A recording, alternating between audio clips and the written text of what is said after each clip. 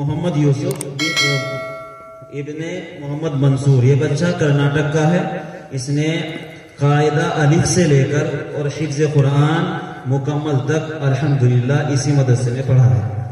मोहम्मद यूसुफ, इनके वालिद साहब भी आए हुए हैं। वालिद साहब कहाँ हैं? भाई मंसूर कहाँ हैं? खड़े हो जाए। माशाल्लाह इनकी भी बड़ी कुर्बानी है, और जिन हजरात के यहाँ बच्चे रहते हैं हाफिज मोहम्मद तकरी साहब, उनकी भी बड़ी कुर्बानी है। तकरीबन 6-7 साल से वो इनकी यानी खिदमत अंजाम दे रहे हैं। ये बच्चा कर्नाटक का है। मोहम्मद आबिद इब्न मोहम्मद शमीम आबिद,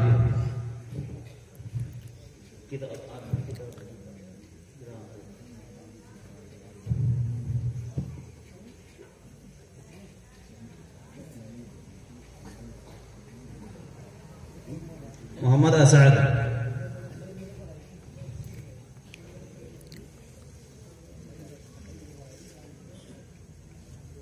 असद मोहम्मद मेहरबान,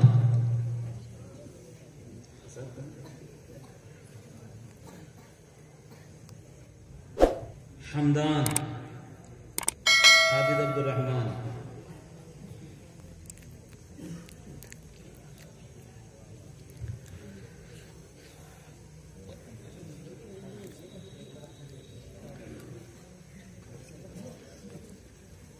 जान मोहम्मद अली हसन,